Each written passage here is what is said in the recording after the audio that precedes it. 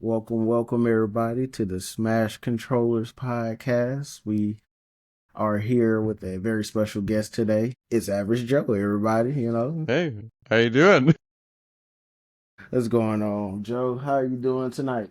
Hey, I'm doing all right, man. Just, it's that last crunch just Mm, before release. Got the my game, The Edge of Allegoria, coming out on December 4th, so it's that last kind of scramble to make sure nothing's broken before it releases. okay.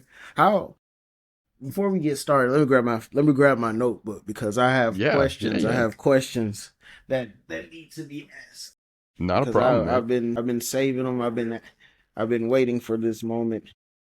man. Find out where I put my notebook. Actually, it is in one of these. I'm so unprepared. There it is. Got it. Okay. Because we met at DreamHack We did. Atlanta. What brought you to DreamHack Atlanta? Have you ever been here before? Or So I actually it's kind of like there's a whole story to it. Mhm. I it was last summer. I like not this past summer, but like summer 2023. I submitted my demo for the Edge of Allegoria to their like DreamHack Beyond Steam event, Right. and that was like super awesome, really great like visibility for the game. It was great. And then I got an email when that ended, just inviting developers to apply to um, go to DreamHack Atlanta like in Mhm. person. So I filled out the application, submitted my thing. A couple weeks later, I got an email saying, "Sorry, we don't want you." A little bit more tactful than that, but it was like, yeah, not now, maybe try again in the future. And then it was like a month or so later, I got another email saying, "Hey, someone dropped out. Are you still interested in coming?" So if it wasn't for that, I wouldn't have gone to the my first DreamHack in December of 2023. And I was like, I gotta pull all the stops for this one. I gotta just like I got in as a like from a wait list, so I gotta really bring it and show them what they would have missed if they had not brought me in. And I actually ended up winning the Audience Choice Award for that one. And then, of course, making friends. I love making friends. Right. And the organizers are just amazing, amazing people. Shout out to Jules and Lindsay if you're out there. And yeah, they invited me back for like I applied for the last one that we were just at, Mhm. and they were like, yeah, like no question, of course you're in. Like hell yeah, we love you. Yeah. It's awesome. Please come back. Yeah. And it was great because I brought my dad the first time. Like he's not into video games at all, but I was like, it'll be a fun, it'll be a road trip, father son road trip. We drove down because I'm up in Canada, so it's like an Oh, okay. 18 hour car ride. And then when I told him that, the applications opened up for another one, he was like Mhm. already on his phone, like checking hotels, like planning out the route again. Like he was like, all right, we're going again. This is gonna be He was great. ready. Yeah. It was awesome. Like I love DreamHack. The people are amazing. Timing this year was a little bit there's nothing you could do. You can't stop a hurricane. Yeah. But I mean, all things considered, it was a fantastic show. Yeah. Like the DreamHack team did a phenomenal job. Everything was top tier as always. It was great. Yeah. This was actually my first time going, so I was like, I'm gonna make the most of it while I'm there. I mean, dude, they had like they had the big Lego thing right in the middle. Yeah. Like that was so sick. Ah, and they like the shows on the stage this time, like they really just went the extra mile. Like it's getting bigger and bigger. I can't wait to see Yeah. what they do next. Yeah. I was quick side note, I went 3-0 in Marvel versus Capcom. Haha, right on, right on. But tell me about your game. Tell me what, like, from the start till now, like, what sparked the idea, like, I want to make this. I'm doing this. Well, like, okay, so before the Edge of Allegoria, Hmm. I was working on a similar, not really similar. I was working on a game with a guy that I was like a coworker at my old day job. Right. Like he was doing the writing and I was doing like all the art and music and programming and everything like that. So Mm-hmm. it's like we were working together, bringing a story to life. And then just sort of creative differences, sort of the motivational differences. Like I was Yeah. really, really passionate about making games, Mm-hmm. and he was kind of he likes writing stories, but it was like Mm-hmm. it's just sort of like, okay, like this isn't like Yeah. you're a bit much, man. Like chill out. It's Oh, just a he like, video this is game. my life, and he was like, "Hey, And I'm man, I'm like, just this is what here." I want to do. Like, yeah. So that kind of ended up falling apart eventually, and I went on to do like some game jam games Mm-hmm. and just to try out like different styles and stuff like that. Like I've been making games for years and years and years as a hobby. I was just trying to get my feet wet and figure out what I wanted to do. Mm-hmm. And at the same time, I started doing a pixel art account on Instagram. So while I was doing that, I was experimenting with some different color palettes, just trying my hand at some pixel art, doing that sort of thing. And I ended up posting a mock-up of a battle scene where a goblin is fighting the fisherman character, and the sprites have like barely changed from that original post. Mm-hmm. But I did this like post, and it was like, oh shit, there's a goblin, I'm gonna fucking die. And it got like 12 likes, and my usual was like 6 at the Yeah. time. So I was like, all right, this is my life now. And like my original plan was to make a farming simulator. Mm-hmm.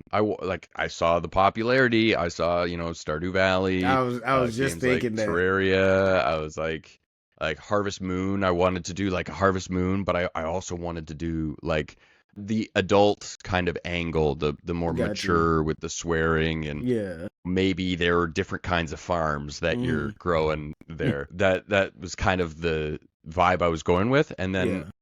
when I posted that picture, people were like, do that. I was like, okay. And now here we are, like 3.5 years later. It's a full ass RPG. It's great. Yeah. So you did everything by yourself, or is it a team, or? Everything has been 100% like, well, 99% solo. Mm-hmm. I did have a little bit of help from my Discord. They've been absolutely wonderful Okay. playtesting the demo before it was released, Mm-hmm. helping me out with just like offering ideas for features, just like quality of life things. A buddy of mine who's also making a game helped me come up with the status effect combo Mm-hmm. system that's in the game, and it kind of just like built from there. So it's like I've had some take the criticisms and I Mm-hmm. kind of make them my own. I'm a very stubborn person, so it's like people have to make it seem like it's my idea for me to be like, yeah, okay, that's a great idea. But then eventually I'll come around and make Yeah. it a little bit more. I'll make it happen. Okay. So that's kind of, it's mostly me, but Okay. I can't take all the credit because just I've had so much support and so Mm-hmm. much help from people on social media. My Discord has been enormously helpful. Kickstarter backers as well. I had a Kickstarter back in February, Mm-hmm. and there were a few tiers where people could help design weapons or quests or dungeons and things like that. So I was working with them. There's a few levels in there that I've been working with some other people to Okay. design those. It's been, but other than that, it's like Okay. What kind of like challenges like have you faced making your own game? Because I know personally I was like, I want to have some part in making a game at some point, whether it's a character design, a voice act, a line, just to have my name in the credits right, somewhere. right, But you right. did it, 99.9% of by yourself for the most part. So it's like, what kind of challenges did you face doing like creating it? Because you did it from the ground up. I mean, you name it, man. I have faced every possible like problem that you could probably encounter when making a game. The biggest, I think, for me at this point Mm-hmm. is it's just getting the feel right, getting the balancing correct, because I've played this game for thousands of hours at this point. Like I know every little detail. So I can't really it's I can try, but Mm-hmm. it's really hard for me to get in the mindset of somebody who doesn't understand the mechanics and doesn't understand how like the combo systems work. And it seems easy for me, but then when someone else plays it, they might not necessarily know what's going on. So Right. part of it was like the just like even like writing a tutorial or sort of tutorial through the dialogue of the Mm-hmm. characters. It's just explaining the game to people was kind of tricky for me because I know it inside and out. So now I'm like going through, it's like, did I forget to remind people like you can press this button to do this thing and you can string your attacks together to do the combos. Also, writing was, I think, throughout the whole thing, Mm-hmm. coming up with a story was the hardest thing for me. Uh, As I mentioned, like just before, I was working on a game with someone else before this, mm-hmm. and he was doing all the writing because the writing is actually something that I am super self-conscious about Mm-hmm. and I'm really uncomfortable doing. I have never thought that I was a good writer. Didn't think I could come up with cool stories. Doing the writing for this has always been a challenge to Mm-hmm. find something. But I kind of, at one point, I decided I'd read something. It was like, write what you know or Mm-hmm. whatever. And that was like, okay, I'm just going to stop caring about what I write or how I write. And I'm just going to write how I speak. I'm going to Mm-hmm. write how the people that I talk to speak. I'm just going to write like everyone I've ever met speaks because it's all Yeah. dialogue, right? It's like I've worked in like grocery stores. I've worked for customer service, like call centers and stuff like that. I've talked with hundreds of thousands of Yeah. people over the years, and I just like I know how people speak to each other, Mm-hmm. and it's not always nice, unfortunately. So it's like maybe it's like all of those years working in customer service Mm-hmm. that are coming out, and that's why it's so like vulgar and crude, is just like this is what I've been talked at Yeah. like for all this time. And now I'm like, okay, now I can talk to the world like this. Yeah. That It's that's part of actually the charm. That's part of the charm. Well, yeah, and that's something that like there are mixed reactions to it. Like Mm-hmm. my kind of people Yeah. enjoy my writing. I mean, obviously it's like if you like my game, I like you. Yeah. But like there have been some people that are like this is too much. You're Mm-hmm. like it's super cringy. You're trying to be edgy. And it's like maybe you're just not reading it the way that it's Yeah. intended. It's like it's really hard to communicate a tone and a way of speaking when it's just text. Yeah. And I kind of painted myself into a corner with the whole Game Boy thing Mm-hmm. because it imposed a lot of arbitrary limitations on the game that I might not have had if had I chosen to do something like the 2D HD 2D kind of Mm-hmm. the popular kind of Yeah. pixel art style that's happening right now. I chose to go way back and Yeah. have all the sounds and all the art and everything. But in doing that and trying to stay authentic to that style, it kind of cut off my ability to add that more contextual flair to it to make it seem more palatable Mm-hmm. to some people that may not necessarily enjoy the crude humor or the over the top kind of situations that the characters are in. I know probably for some it messes with the nostalgia of what they know. Like they see this, they go back to a certain time for them. So you see the main character getting cussed out, you just like this might be a little too much for me. But I loved it. Yeah, yeah. That why I mean, like part of it was like when I sort of like I a lot of it's like going back into my Mm-hmm. own memories and my own experiences to pull out things. And I just remember like I made a lot of bad choices as a teenager and I ended up in a lot of very questionable situations with a lot of very unsavory people around me. Yeah. So it's like I've been in that sort Mm-hmm. of thing, and it's like it's hard when there are people that have never experienced that sort of thing to kind of see it and understand it. But I also know that we live in a society, so there are lots of people out there that have been through some shit, For and they're going sure. to be like, "This is my kind of game." Yeah.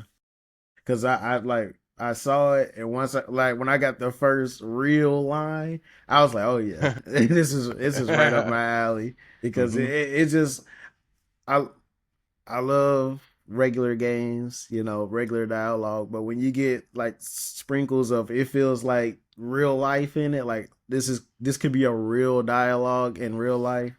If this were like to happen, I'm okay with that. The NPCs are like some of my favorite because like some of the stuff they say is just so random. Like, why would he say that? Like, or how they'll just it just everybody feels like their own person. Like it's not like Hmm. I'm gonna talk to him and he be like, "Go to the shop," and I talk to him, "Go to the shop." Hey, did you go to the shop? And it's like no, Yeah, it's like yeah. everybody feels authentic. Like this could be somebody out in real life.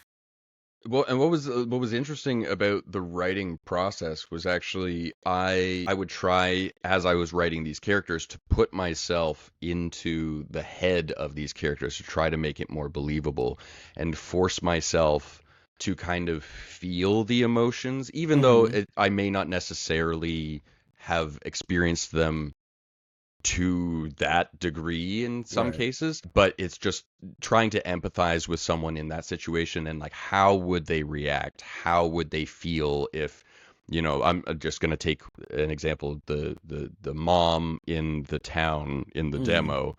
If ever anybody who's played the demo knows who that mom in the Yeah. town is. And it was just like how would I feel if I was in that situation? What, like, trying to put myself into that. And there's also like some bigger issues in that I'm trying to kind of bring to the awareness to as Mm-hmm. well, as much as people disagree with that kind of work. Yeah. Um, that's what people do. Yeah. And there's lots of different, there's not like regulations or protections or things in place for people in that line of work. Yeah. And that's a problem. I mean, if you didn't have to do that sort of thing, might be better. But if someone Right. chooses to do that, they shouldn't have to worry about their safety in that sort of things. I'm trying to bring in some real life issues as well and kind of cover those, but in a way that's not like in your face and it's not like trying to ham fist it in and Mm-hmm. force it down your throat. I'm trying to just be like, this is just the world that everybody lives in, Right. and take from it what you will, Right. kind of thing. Okay. Yeah. I got that feeling talking to that person and kind of doing that quest. I was like, it was like when you first do it, it's like a shock, like, oh my God. But then, like, as you go forward, you're like, oh, okay. Like getting their side and seeing how everybody else sees them. And it's just kind of like, wow. Then after completing the quest, seeing everybody their kind of mental change or whatever, like, all right, I like that. Yeah. And that's sort of something that I took with the story progression of the entire game. It starts out very in your face, very Right. much a like it's just hitting you with everything and kind of the objective was more to desensitize you a little bit to it. Yeah. It's just like sort of you're in this world now and this is just Yeah. what the world is like. But Right. as you kind of progress past where the demo is, and everybody's going to see it in the full game, Okay. it kind of tapers off a little bit and the Okay. direction kind of changes. It's a slow burn, I Okay. think. That's the best way to describe it. All right. It's not in your face all the time, Mm-hmm. but the tone kind of it shifts. Yeah. So it's an interesting story. I mean, I'm biased. Obviously, I'm the one who made it, so I'm proud of my work. But going into the demo, and then going into the full version, like you still have to kind of keep that expect the unexpected because things take a whole other turn I believe it. I once you get believe a it. little deeper. I believe it. So like when what went into the sound design, the music? Because it's like was like everything just like I wanted it to sound like this, or did you have like a vision in your head for like if I'm walking through the forest, it's supposed to sound like this?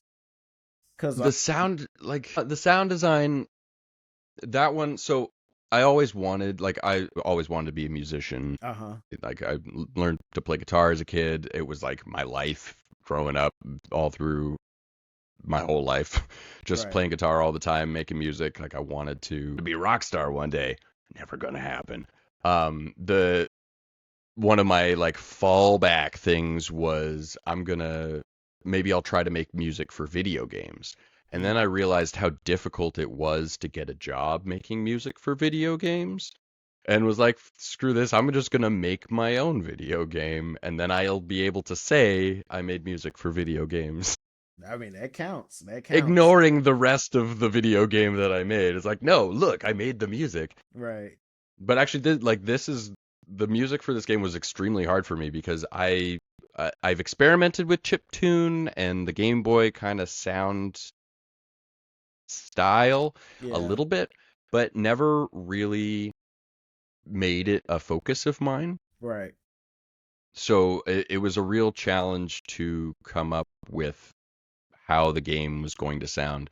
And honestly, if there was something that I had more time to work on, the music would probably be it. Now that being said, it does do some interesting things with the music, like when you get all the different status effects. Hmm. The music actually shifts. So there's 6 status effects in the game, and then the normal status. Yeah. So seven different kind of like status effects, but Yeah. more for lack of a better word. But that means that there are 7 versions of every music track. Right. Right. Like every track has been remixed 7 times so Yeah. that they reflect the different status effects. And that's kind of what I've more focused on the instruments and the composition of the sound itself rather Hmm. than the melodies and things like that with the music. That's what I would have spent a little bit more time on. Okay. But Gotcha. the Gotcha. focus on the music sounding different to go along with the different status effects and convey that feeling like with the bleeding status effect, everything kind of gets like a little bit of a darker kind of ominous sound Yeah. to it, and it kind of builds a little bit of anxiety while you're doing it. And then like the madness effect, when the screen's all crazy and the music sounds all loopy, it's kind of just give that playful but kind of weird sound to it. So I was more focused on using the sound as a tool for immersion rather than having some kind of memorable track or something that's going to win an award one day. I just wanted it Gotcha. as a tool to bring people in deeper. Gotcha. Cause it's like I kind of picked up on that a little bit, like just kind of alongside the visuals of the status effect, and it's just I was wondering how difficult that might have been because I'm not really deep into music, but I do love a good sound design. I do love a good visual, and when they go hand in hand, it just does something for me. So I was like, I like that was like a really nice touch. It like the I've always kind of looked at music and sound maybe a little bit differently than people Mm, normally would, like because I've never been formally trained in yeah. any, I mean, other than taking some classes in high school. Like I didn't go to some college or university or anything for that sort of thing, so I don't know all the terminology and Mm, strategies for composition and all that stuff. I just kind of go on vibes yeah. and I try to feel my way through the sound, if that makes sense. Oh, it does. It does. That's all you need sometimes. That was kind of, yeah, it was just sort of experimenting with the different sounds. I'll pull up an instrument and be like, how does this work? Maybe not. Maybe try this one. Okay, that one fucking slaps. Let's go with that. And then, yeah. Okay. When how do you like when you're I know when you're making a game, you have to get people to play test it. You have to get people to kind of stick around long enough to give you a decent opinion of it. How do you kind of keep them immersed in the game? Like, what were some things you probably put in place, whether it's the dialogue, the direction, the art, the music? Like, how did you keep, or how did you try to ensure people made it to the end of the demo or, enjoyed their playthrough or will That enjoy their playthrough going forward? well, that kind of like I'm really leaning heavy on the nostalgia as just a way to kind of keep people playing. Like my I think the thing that I just immediately went to was exploration and having a decent gameplay loop that that works to kind of keep your momentum going. Right. I've momentum has been a big thing for me, just for my whole design philosophy for this game, is to just keep the movement going. Because I know that turn-based RPGs can be really, really fucking slow Mm. sometimes. And I mean, even this game, it's a slow burn, so you're not gonna get into like the real shit until maybe if you're halfway through, and then it's like, oh, okay, this is Yeah. what's going on now. Gotcha. But having that momentum of like you get your first item, your first equipment in the first town, and then you leave. And your first battle, you immediately master something. You immediately level up. So you get that. Okay, ba-da-da, you're good. You've got all these like flashing lights and these sound effects going off. Time to go. And then you want to get to the next thing. And then in the next town, you've got some money, so you buy up some stuff, and then you've got kind of got that seed planted of I need to find weapons and master them. And Right. then as you go, you'll discover that, there's healing items all over the place. You get into the dungeon, you're collecting weapons in there, and you kind of just, if you're not finding a weapon, and then you're leveling up. And if you're not leveling up, you're mastering a weapon. And if you're not mastering a weapon, you're discovering a secret. And it's just always giving the player something to do, or some Mm. objective, or some kind of thing to focus on. And it keeps people engaged. That being said, this whole game has never been a game that I've tried to make marketable to a wide group of people. I am the first to admit this is a very niche title. Hmm. At least in my opinion, that's all it was intended to be. I wanted to make, first and foremost, I wanted to make a game for myself. This is the kind of game that I wanted to play. There is nobody more excited to play this game when it's done than I am, Hmm. because it's the game that I am my target audience. And if Right. anybody else likes it, that's just a bonus for me. So I think is just maybe I have good taste. Yeah. Yeah. I don't I can see it because I enjoyed it. I enjoyed it the whole way. Like even like I said, the little details from the sound to the art to the dialogue, the NPCs. I even enjoy a little bit of a spoiler. I even enjoyed my neighbor being a hater. yeah. Yeah, I'm glad your house blew up. I was like, you know what? We like there And needs to be like a I option did to put slap or something. I did put a lot of like little details into the game Hmm. that just I used to watch a lot of Easter eggs in video game videos. My Yeah. son got really into that on YouTube. So that was Hmm. something like we would do like Saturday morning. We'd, put on YouTube, and then we'd be like Easter eggs in Mario 64, Hmm. or, hidden messages found in these RPGs, top 10, whatever. Yeah. And I was like, so that's just like ingrained in my brain as you have to have those in video games. Like you Right. can't make a video game without putting those in there. So I've always I wanted to fill it up as well with a bunch of like references, and there's lore everywhere. Like you go and read any bookshelf in the world and there's something on it. You can talk to a sink and it's like, why are you talking to a sink? So like I wanted to fill the world with flavor, basically. Right. You can't just, throw chicken in a pan and be like, here you go, here's your Right. food. You gotta have that seasoning on it, or For nobody's gonna sure. like it. For sure. No, because okay, hold on. I got one question I really wanted to ask you. Hold on, hold on, Yeah, hold on, man. hold on, Yeah. hold on, hold on. I know it's a little early. I know, we're still waiting on the release of the game, but how do you feel about DLC and like extended content for this game going forward? Is it like is the game like something you would want to build on, or is it like this is it, this is standalone, and maybe I'll think about a part two? I know it's early, but Well, okay. So, I mean, first off, the full game is 20 to 30. to 40 to 50 to 60 hours long, Okay. depending on how much you like to explore Right, and right. how much content you want to try and find. Like it took me, in order to 100% the game, get all the achievements, everything like that, it took me 35 hours, Got and you. I am a completionist. Right. Take from that what you will. Okay. Like I know where all the secrets are. I Yeah. know where to find the enemies to Mm. complete the quests and do all that. Got So you. I Got was you. cheating, and it took me 35 Right, hours. right. No speed runners. Hey, I mean, if someone could speedrun it, then I would love to see that. Mm. That would be super super fucking cool. But as for DLC, I never say never.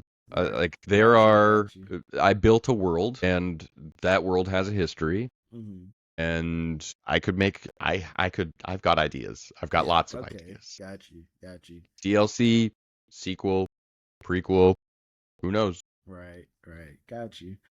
How, like, is it difficult? Because I know you said you're a father. I am too. But is it difficult, like, balancing, like, family life and work? How did you make that? Like, was it like, hey, all right, you got to go to bed early. We working extra late, or Yeah, there that like because I'm like I got a full-time job too that I work during the day. So like when I first started to making the game, it was 2021. So still in the middle of the pandemic. got you? Thankfully, I think the kids were going back to school. Hmm. I actually started development 5 days after my wife and I got married. Okay, So congratulations. thank you. I mean, it's three and a half years, but I'll take it. But I think they started back up school in person in the September afterwards. So it was easier. I can't really remember if they were back at home at any other part. That was rough. I just Oh, having flashbacks now. That homeschool thing during the pandemic was. yeah, I am not a teacher. I don't know how they do it, and they deserve to be paid more. hey, But with like I would get up when I first started making the game, I would get up like 5:30, 6 o'clock in the morning and get a couple hours in before I had to start work. And I work from home, so I'd have my laptop next to my work computer, and like 9 o'clock would roll around, I'd just shift my focus to my day job, and then I'd hit my break for lunch or whatever, and then like back on the game, and then right. turn back over, and then like 5 o'clock was like my cutoff, Hmm. and then it's like okay, 5 o'clock family time, hanging out, we'll have dinner, do all that stuff, then put the kids to bed, and then it's back to working on the game, and then just taking every second that I can. I've probably spent way too much time like trying to figure out my time. Hmm. Like it's just because it's such a struggle to balance everything. And there are days where it's just like, you know what? I'm not going to work on the game at all. I need to just escape from all of that Yeah. and spend time with the family, All and right. Got you. it's always good, and my wife will be like, you put it down.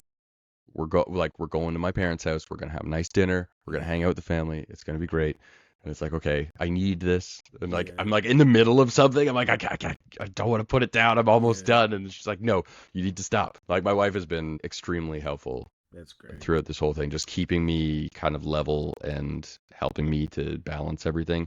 Hmm. There's been a few times where I've kind of let things slide because I've been just so obsessed with getting this thing finished Yeah. that, it's like maybe the dishes have been piling up for a couple days and I she's like, "Hey, understand come that. on, man, like get your shit together." Like, but I'm hoping that once the game is released and it's out there, then things can really sort of start to balance out. And then if another game is on the horizon, I'm hoping that like I'll have the ability to kind of focus my time more in a more organized way so that I'm not kind of making sacrifices or having to sacrifice too much here and there, and it can be a little bit smoother next time. Got you. Got you. So, all right. How do you? Is this only gonna be for Steam, or is it like PlayStation, X? Different consoles. So for right now, it's definitely just Steam. Okay. I've been trying to get it onto the other platforms. There's so much extra stuff that goes Yeah. into the console releases. Okay. And with this being my first commercial game, I haven't really got the know-how to make it Hmm. happen smoothly. Okay.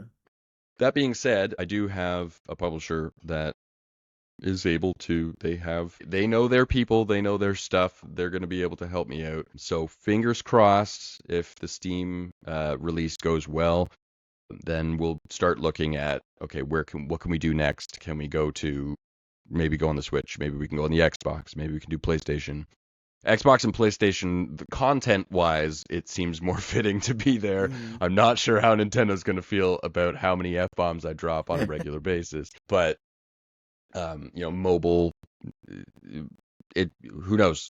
Yeah. Sky's the limit. Yeah, I Once this understand. game's kind of out there and we know what the response is, then we'll go from there. It's a little. I was supposed to.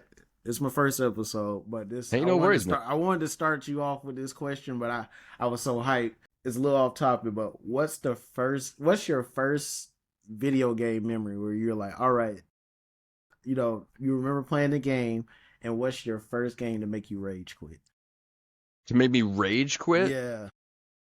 I mean, I had a temper as a child. I think we got my first console Mm-hmm. was the NES it was in the 90s, so it had been out for a while. Mm-hmm.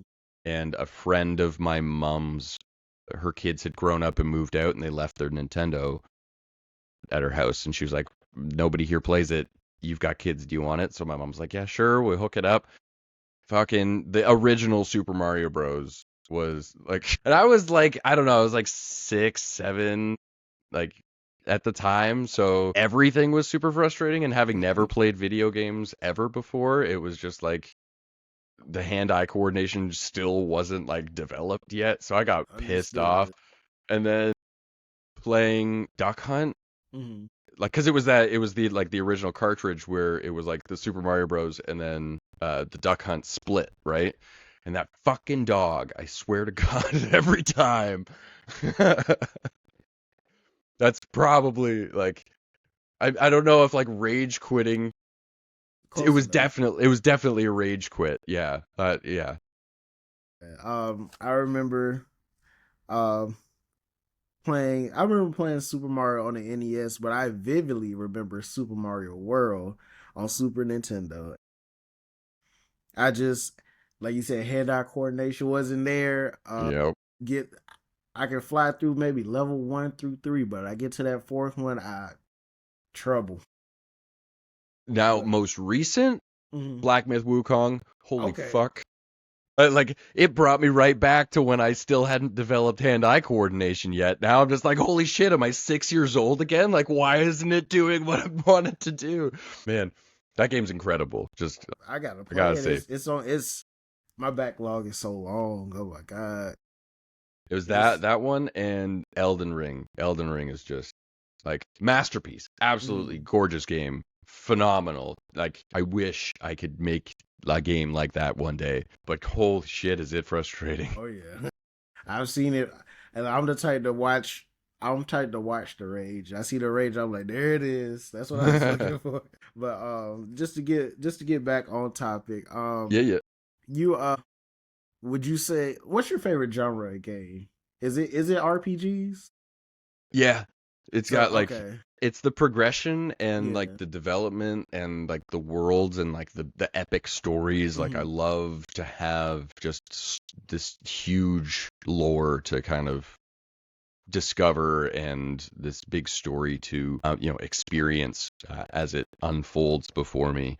I think definitely it's got to be RPGs, Hmm. but like any game really with an RPG element, Okay. like anything can be an RPG. Like, I know there are like even some like Metroidvanias have Hmm. like that progression, like skill tree systems, things like that. Like, I love collectibles and like skill trees and planning and strategy and that sort of thing. Like, I've played a lot, like a lot of roguelikes, or like Yeah. they've got that like how you upgrade your character before you go in for your next run. Like I love that sort of thing. Yeah. How did you do? I know. How did you balance your game? Like, because I know I ran into maybe one or two where it's like maybe they I don't know if they went first, but they had like a two hit, and it's like, oh, I either like if I hit again, I'm done, or I need to heal. Like, how did you go about implementing that? Like, because So go ahead. that I'm sorry. that was the it's actually okay. So I got COVID Mm, back like it was 2023, I mm, think. And I took I took time off work to be sick. yeah. But I was like, all right, I got time off work.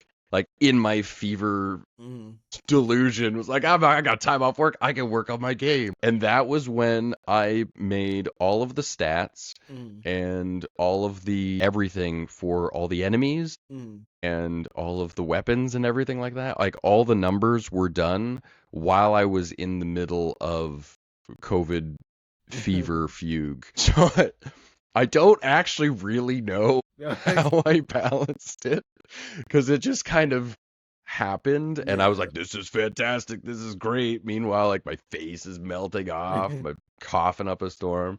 So like part of it I have made some adjustments here and there. Like obviously the first it's never going to be the first thing, Mhm. but there are some things from that I left that's just like, you know what? I'm gonna leave that in there because it's part of the story of Okay. development. It's just like Yeah. I was out of my mind sick and thought this was a good idea. And you know what? Maybe it was. Yeah. Let's roll the dice on that because it's just a stupid funny thing.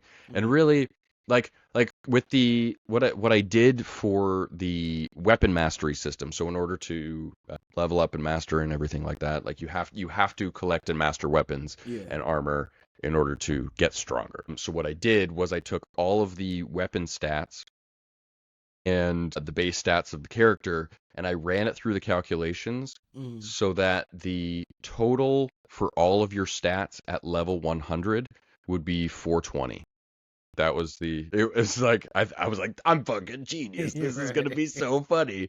And then I took that like all the total stats that I would need and divided it up amongst all the weapons and that became what it was. And then I started adding more weapons to it so you can get stronger than that. And then I removed the level cap so you can go higher than level 100. So it started as a joke and then it built from there and then it turned into what it is now. And then Right. like just playing it over and over and over again to try and get the feel. And I Mhm. like there is a strategy to it. So like learning the combos, taking advantage of some of the attacks like guard. Like Mhm. I just watched a YouTube video. There was a guy playing through and he was in a boss battle and he didn't bring guard to battle at all and I was like, "Man, oh no, like it's going to be so much harder now." Like there's definitely moves in the game Oh that yeah. make it easier for Oh you and it's like yeah. just I found that like out quick. that and there's like there's these arguments online about like how to play video games and if you like use a certain build or something then you're cheating or whatever, but it's like it's in the game for a reason. Like Yeah. that's the point of the game. Like True. if you True. True. like being a masochist, go for it, Right. man. Like I'm not one to judge, but I gave you tools, use them. Right.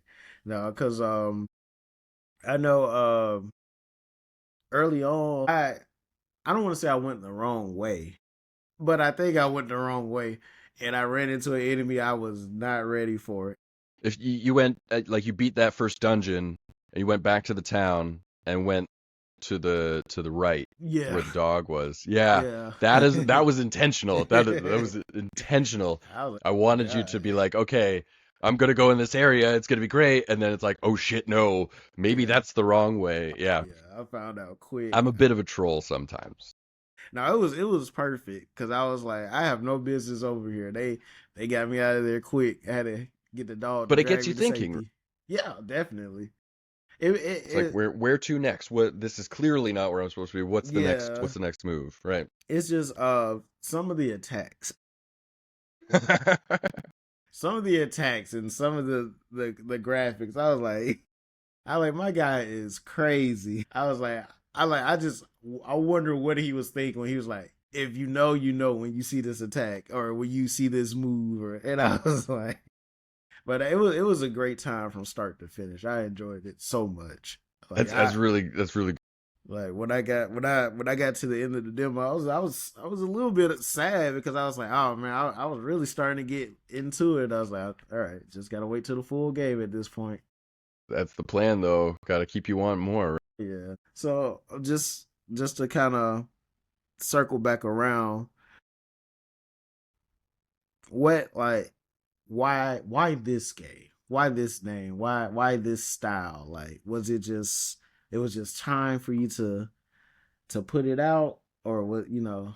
Yeah, like I really liked the Game Boy aesthetic, and one thing I really enjoyed, one thing that I've always enjoyed is having limitations, like setting self-imposed arbitrary limitations on yourself is a great way to just foster creativity.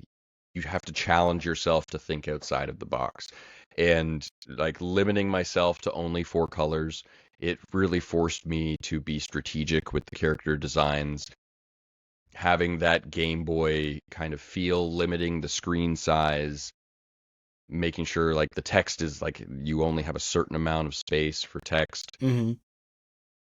and doing that sort of thing. Like it really forced me to kind of think outside of the box and like, how can I make this work Right. for a more modern thing?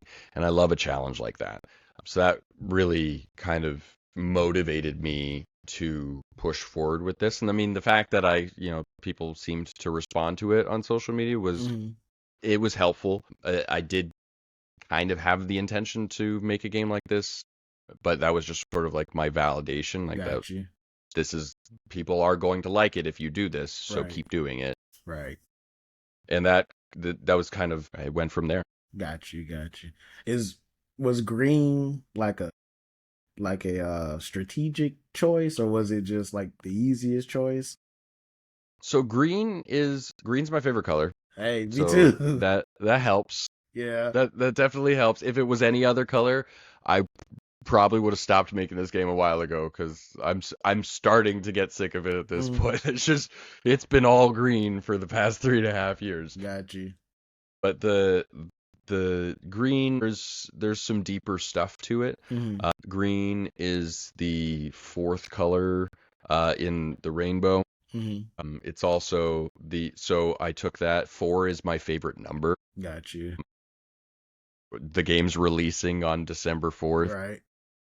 In the it's the C major scale. Mm-hmm. F is the 4th note, and Mm-hmm. all of the music is done in the key of F. Like there's a lot of like that, like super weird, like No. this guy's like maybe he's crazy or maybe he's a genius kind of choices happening in there. Mm-hmm. Like I did a lot of like really weird things that nobody would get, Yeah.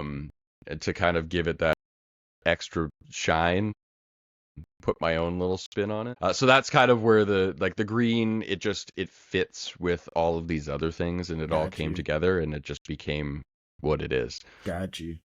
Yeah. Okay, because you just piqued my interest in that. What other kind of nuggets are that you kind of put in there that most people probably won't pick up on, that you want to share? Because I know you might Well, want people to figure out some.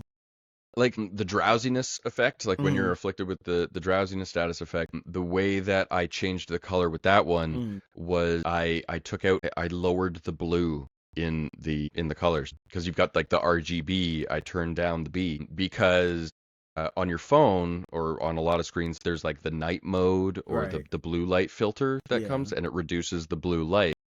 And I actually, when I was having people test it out with the new color changes, there was a guy that was playing. He's like, I started feeling sleepy because it made me feel like my screen was going into Mm, that night mode that turns on automatically at the end of the day.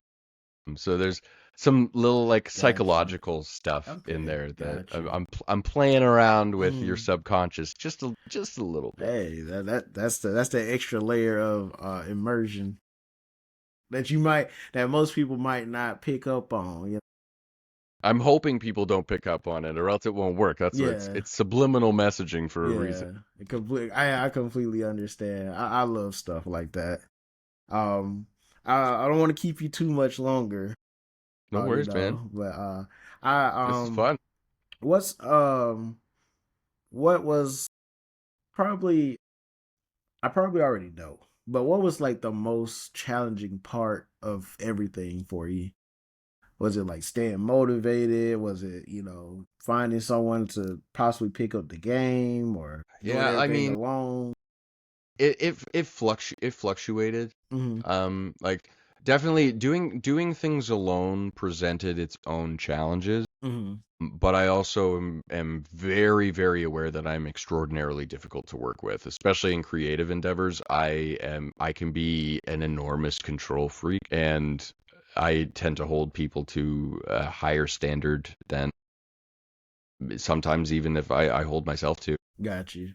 So that I dug my own grave with that one. It's Mm. just it is what it is. I fully accept that I do need to work alone for a lot of stuff, so it all worked out. Yeah. But like motivation, especially coming towards the end, it's like okay, the finish line is right there, but like I just got to push just a little bit more. Like Yeah. there's still little things to fix. There's still little things I got to do. It's just like, but it's like it feels done, and I know that it's like it's right there. Right. So just keeping myself kind of like there's 2 weeks left. I still gotta just keep going, keep pushing, and then eventually it can be released and I can kind of take a step back. That being said, also like marketing, social media, like I don't like social media. Like coming up with new posts and Mm. like have some sort of like clever caption and Yeah. then it's like you gotta be on and like I wish that I could just like post something once in a while and forget about it and like Yeah. that's it. But you gotta engage and you gotta do this and that and the other thing. Like I love doing this, like sitting down and talking to people and like this is my kind of thing. Mm. But like thinking of some fucking screenshot that isn't like the other screenshots that I took, for the past 3 years to share with everybody. It's you know Yeah. Now I that understand. Truly. the motivation for that. Now that if I can stay motivated for my game, then yeah, I should be able to do social media. But Jesus, man, and I mean even social media itself, like not to be, but you've been on those Oh yeah, websites, you know it's a what it can be grind. like out there. It's a Fuck grind. man, It's a wild west out people there. can just be mean, like Truly. they can really hurt your feelings sometimes. Truly. Like, what did I do to you? On the opposite side of that, what's your favorite part about the game? You know, what are your favorite parts that you want to share? I know you don't want to spoil or give too much away, but like, what's your favorite part? What's been maybe the biggest hurdle you had that you got over? You like, I did it. I think the battle system was always something that I like I wanted to do and I'd never done before. Right. Like I've been making games for 20 years as like a hobby, but it was always like platformers or like little spaceship shooter games or Okay. whatever, just like little arcadey kind of style things. Mm-hmm. And I never really because I knew how much work would be required for an RPG. Mm-hmm. So, especially a turn-based RPG, I just never because I knew that was once I committed to that, that's a time sink I would never ever complete unless I just dove in. Got you. So I think the combat system was a big challenge because I'd never done it before, and figuring out the turn-based mechanics and setting up the alarms for, when you do this text is going to play, and then the animation, and then Mm-hmm. this, and then check the status effects and all the calculations and everything like that. Like figuring all of that out was such an enormous challenge, and I'm still grappling with things. Every Mhm. once in a while, a little bug will appear in my code, but they're a lot less frequent now, I'll tell you that. Yeah. If you find one, let me know, because I'm Gotcha. losing. I can't find any anymore. But once I kind of got that in place, and Mhm. then just like it's started turning into the polish and the refining, and now it's like playing through it. It just feels so good. And Gotcha. I've got there's an endless battle mode that you can unlock Mhm. a little bit more than it's getting towards the second half of the game. There's a Gotcha. town where you can go and unlock an endless battle mode. I love to just sit down and mix and match the different weapons and the different skills and everything, Yeah. and just find like the perfect combo and the perfect move set. Like I found stuff where it's like I can't I should leave it for people to discover, because like there's some really overpowered Yeah. stuff you could do. Like there's a lot of fun stuff you could do with this game. And that's kind of my favorite part at this point, is just like I like finding my own secrets that I Mhm. didn't even know were there.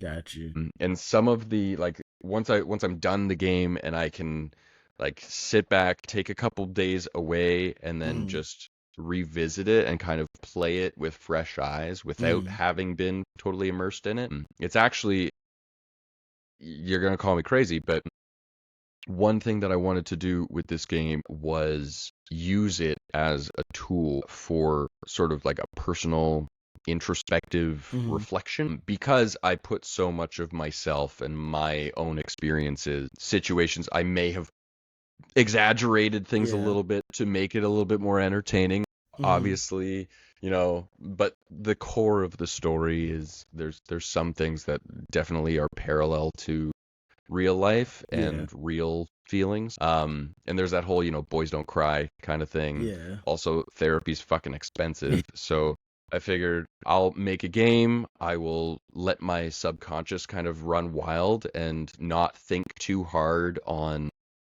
what kind of meanings I'm trying to ascribe to it. Mhm. And then I'm going to go back and actually like sit down and play and try to look at it from a self-development point of view, Yeah. and pick my own brain apart, and then be like, okay, so that's what's wrong with me, or like, like that sort of thing. I got you. No, I mean, that's just part of being a creative, that the mind gets to going and you put it down on your canvas, whatever type of canvas it may be, and sometimes you take a step back and look at it. Wow. What's going to be really interesting is coming back to play it after like 5-10 years and then be Yeah. like, holy shit, I was crazy. There was something wrong with me back then. But you did say you had COVID at one point, so you I, had different you had different yeah, elements working against you or working with you, however you want to see it. who knows? We'll see what the reviews say after the games come out. Right, right. I want but before we get out of here, do you have anything, you want to share, you want to promote? Before I get to that, tell me about Vertiblock and 99 Gorillas. You've been on my itch page. All right, all right. You've done your research. So those were actually Game Jam games that Mhm. I did. Vertiblock was for something. I forget what it was, but it was like a 2-week game jam. Mhm. And I'd always wanted to make. There was a game on the Nintendo DS called Meteos. Mhm. I think that's how you pronounce it. But it's moving blocks up and down, Mhm. and you have to align them in groups of 3 or more, and then they rocket up, and then they start falling back down. And you have to keep lining up the blocks to like combo them together, and then shoot the blocks off the screen, Right. and then they fly at your opponent, and then you have to fill up their screen with all of your blocks, and then whoever has the blocks reach the top is the one that loses. So I wanted to make a game that was like that, Mhm. and Vertiblock I was like, I got 2 weeks, I'm going to do this game jam thing. I'll just make it happen. And I actually had plans with Vertiblock to expand it to a full game, but then the RPG Allegoria came along, and I kind of went with that. Makes And then sense. 99 Gorillas, that was the low res jam, and they had a couple themes to choose from, Mhm. and the one theme was guerrilla warfare, but they spelt guerrilla like the gorilla. Like Yeah. guerrilla warfare is what is it? GEU or GUE or Yeah, it's something like something that. like that. Yeah. But they spelled it gorilla like the Yeah. animal. So I was like, all right, guerrilla warfare it is. And it's like, shit, the gorillas are attacking. We gotta kill them. And then I think I'd been watching those Easter egg in video game videos or Mhm. something like that. And it was there was something with the voice, the guy from Halo, where he's like double kill, and Yeah. I was like, I gotta do that and put that in the game. So it's like, yeah, what was it? 99 gorillas remaining. So and you just gotta kill all the gorillas. And then you get upgrades, and then you can kill more gorillas. It's just a stupid idea, but it was for like a quick 2 week game Yeah. jam. I got Ton you. of fun though. I love that. And then I also, you were on my itch page, Snakes and Ladders. I also Yeah. made a Snakes and Ladders. That was actually back when I was very, very young. Mhm. My dad went back to school to learn programming, and I was like, "Oh, programming, that means you can make video games." And he was like, "Well, no, but okay, let's give it a try." And that actually kind of planted the seed in my mind that I could do that one Right. day, and now here I am. So that unfinished game, because I was like 5 or something like Yeah. that when he did that. So like programming way over my head at that back in the 90s. So that never went anywhere. I got bored and forgot about it until years and years later, and then I was like, you know what, I'm gonna make this Snakes and Ladders game that Gotcha. my dad and I were gonna make. And I made it for him for his 60th birthday, All right. and put that up there. Yeah. That's cool. That's cool. I like that. You know, is there anything you want to share before we get out of here? Social medias or Yeah, follow me on social media. It's _AVG_Joe. It's Average Joe on social media. Also Edge of Allegoria on everywhere. I'm much more active on my Average Joe pages. I'm on Instagram, Twitter. I refuse to call it X. Um, TikTok, YouTube, Blue Sky, Threads, wherever, man. Like anywhere that you are, I probably am. Oh, of course, absolutely. Please wish list The Edge of Allegoria. It's coming out on December 4th. So at the time of recording, in about 2 weeks. And then, yeah, check out The Edge of Allegoria when it releases on December 4th. right. All right. And make sure you wish list. Make sure you get it, and leave a review. Let them know how you did. It's Yeah. 99.9% one person from top to bottom. 99.9% one person. 0.9%. Shout out to my Discord. Like those guys are fantastic. Shout out It's to the amazing. Discord as well. Sometimes they're like, "Hey, you should add this," and I'm like, "Hey, you should shut the fuck up because you're giving me too much work to do." But then I grumble and I added it, and I was like, "Okay, you were right. This is pretty fucking good, I guess." But you can always come on whenever you want to. Don't let this I be your appreciate last. it, Don't man. let this be your last time coming No, on, no. Joe. I'll be on when I got DLC. I gotta. You're the first guest. You're on the first episode. This is I history in appreciate the it, man. making. Hell I'm yeah. gonna come back sometime later and be like, he did that. But thank You you know for me. coming. Thank you for giving us some of your time, and look forward to seeing you again and playing Edge of Allegoria. Is it Allegoria or it's Allegoria, Allegoria? yeah, you got it. Okay. You got it right, man. All right. We look forward to playing the Edge of Allegoria and seeing what else you create in the future. Thanks, man. I appreciate it. All right, y'all. See you later, everybody. Be blessed and prosperous. Have a great night, and we will catch you all next time.